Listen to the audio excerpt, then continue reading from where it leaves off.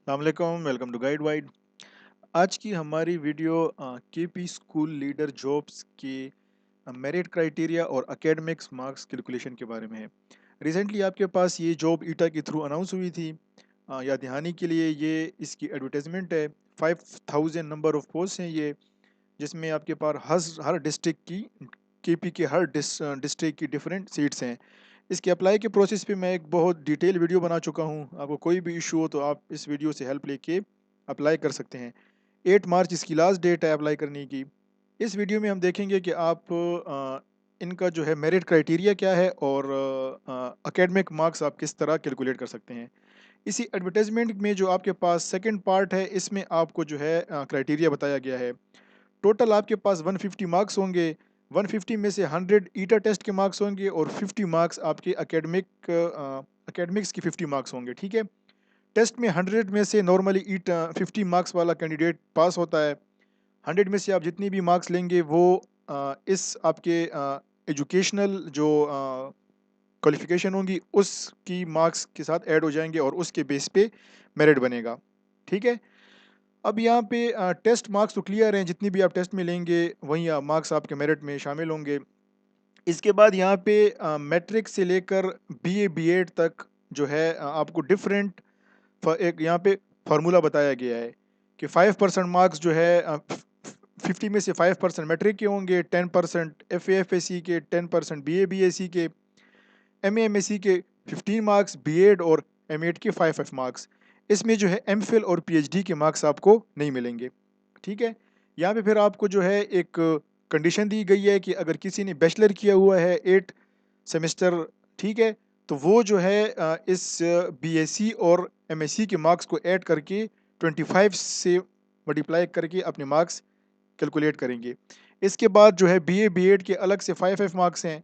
अगर किसी कैंडिडेट ने एमए एजुकेशन किया हुआ है तो वो जो है इन दोनों को ऐड करके 5 मार्क्स, तो वो 10 से जो है इसको कैलकुलेट करेगा। ठीक है।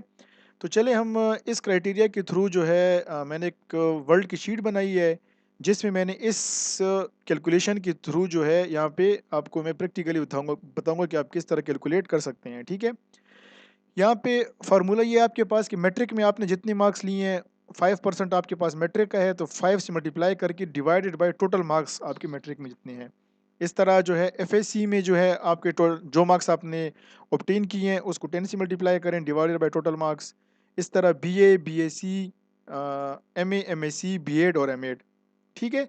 तो ये अगर इस इन इन सब को आपस में ऐड भी कर लें तो इससे 50 बन जाता है। ठीक है।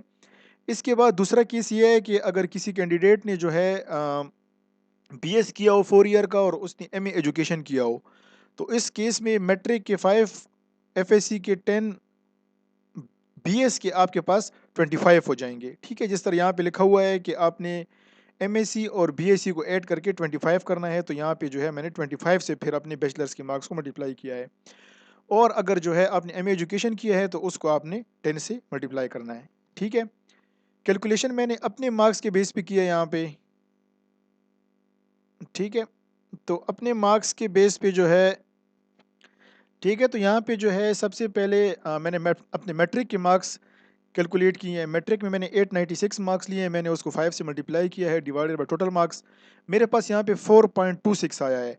मगर राउंडिंग के रूल्स के मुताबिक अगर जो है आपके पास यहाँ पे जो एंड फिगर है वो मतलब 5 में आ रहा है, ठीक है, मतलब 4.5 समथिंग इस तरह आ रहा है आपके पास, तो मतलब अगर वो 5 से कम आ रहा है, यहाँ पे मैंने ये राउंडिंग रूल आपको बताया भी हुआ है कि अगर एंड में जो आपके पास फिगर है वो 50 से लेस है तो आप इसको बैक कर दें। ठीक है। ये 0.40 ख़त्म हो जाएगा। अगर आपके पास जो वैल्यू है वो 50 से ऊपर है, ठीक है, 50 है, 51 है, 52 है, तो उसको आपने नेक्स्ट नंबर पे चले जाना है। ठीक है। ये आपके पास 16 हो जाएगा। और अगर एंड जो जो वैल्यू है वो आपके पास 50 से ऊपर है बहुत ज़्यादा, तो फिर भी जो है वो 16 हो जाएगा। ठीक है। इसी रूल के मुताबिक इसको मैंने 4 कर दिया है क्योंकि 26 जो है वो 50 से कम है। इसके बाद एफ में जो है मेरे 805 मार्क्स हैं, उसको मैंने 10 से मल्टीप्लाई किया है डिवाइडेड बाय टोटल मार्क्स, मेरे पास 7.31 आया है, तो ये भी 50 से कम है तो इसको मैंने 7 कर दिया है। इस तरह बैचलर में जो है अगर यहाँ पे मैंने बीए बीएससी किया होता तो मैं जो है उसकी कैलकुलेशन इस फर्स्ट फार्मूले के मुताबिक करता। यहाँ पे मैं अपने बीए बीएससी के मार्क्स लिखता, उसको 10 से मल्टीप्लाई करता, divided by total marks.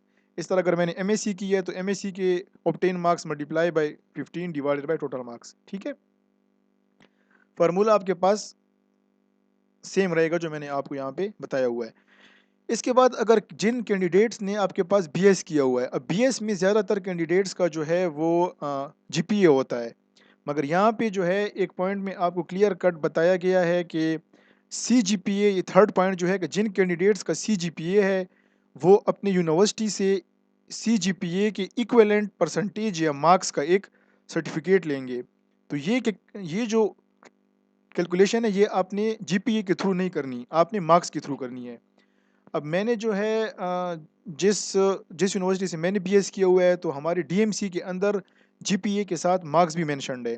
Jin candidate के मार्क्स मेंशन नहीं है उनको जो है टेस्ट क्लियर करने के बाद अपनी यूनिवर्सिटी से एक जीपीए के इक्विवेलेंट मार्क्स का सर्टिफिकेट लेना होता है। ठीक है, तो ये जो है मैंने अपने ऑब्टेन मार्क्स मल्टीप्लाई बाय 25 किया है और डिवाइडेड बाय टोटल मार्क्स, तो मेरे पास 19.97 आया है, जिसको मतलब 97 हमारे पास 50 से ज़्यादा है तो इसको मैंने 20 कर दिया है।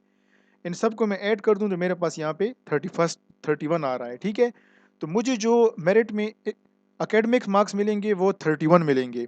इसके बाद मैं टेस्ट में जितना भी स्कोर स्कोर करूँ वो इसके साथ ऐड हो जाएगा और इसी बेस पे जो है मेरा मेरिट लिस्ट बनेगा।